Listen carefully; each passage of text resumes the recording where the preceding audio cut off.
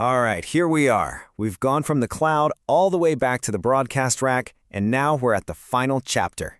In this last part of our series, we're going to tie it all together, focusing on the real end game, bringing your radio operations back home for good. So for our final deep dive, we're zooming in on the conclusion of that big report from Virtualization Options LLC. You know, the goal here isn't just to talk about the how, but the why, the strategic thinking, and honestly, the meticulous planning that it takes to make a move like this a real lasting success. Wow, this quote, it just gets right to the heart of it, doesn't it?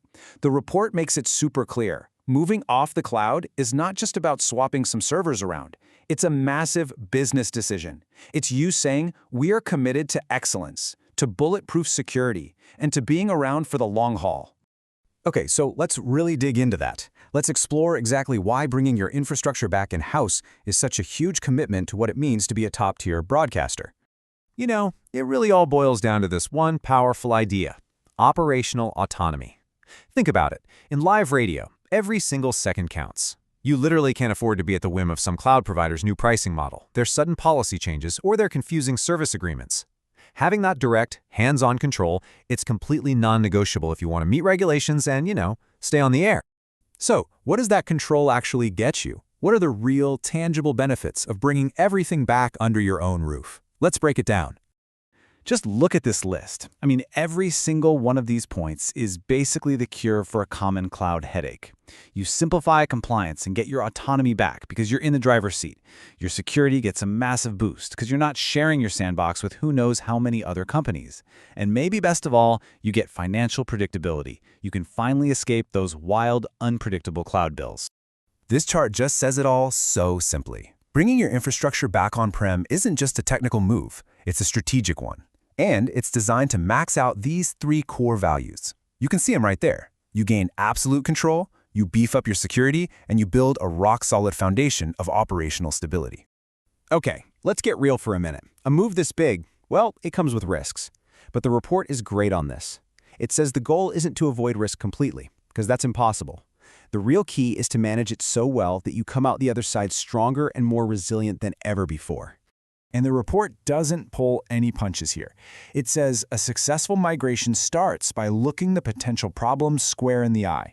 You have to ask this tough question from day one and really map out everything that could possibly go wrong, long before you unplug a single cable. And yep, here are the big ones. Any one of these, from unexpected downtime to a budget that just explodes, can put the whole project in jeopardy. But here's the kicker. According to the report, what separates success from failure isn't avoiding these risks. It's having a bulletproof plan to deal with them before they even become a problem. So, the crucial point isn't just being aware of the risks. It's having a detailed, proactive strategy to shut them down from the very beginning. That's the secret sauce. That's what turns a risky move into a future-proof foundation for your entire operation. This brings us to what is probably the most critical part of all: the planning and the execution. And look, we're not talking about a quick fix here. This is about building an infrastructure that's going to serve you well for years, maybe even decades to come. The report lays out a really stark choice here. You can see two paths. There's the rushed path, which, let's be honest, it leads to chaos, cost overruns, and failure. Or you can be systematic. You can have clear goals, a comprehensive plan, and realistic timelines. That's the only path that leads to a successful outcome that actually helps your business thrive.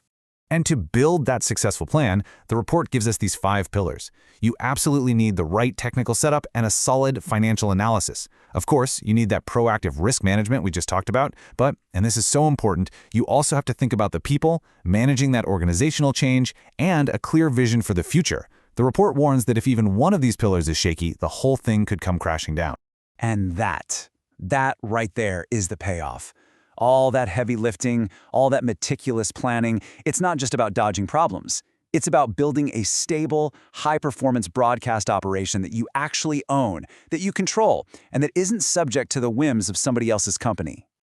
So, to wrap up this entire series, this whole journey isn't just about moving servers from point A to point B. It's a fundamental strategic commitment, a commitment to securing the future of your broadcast operation by putting control, security, and sustainability front and center.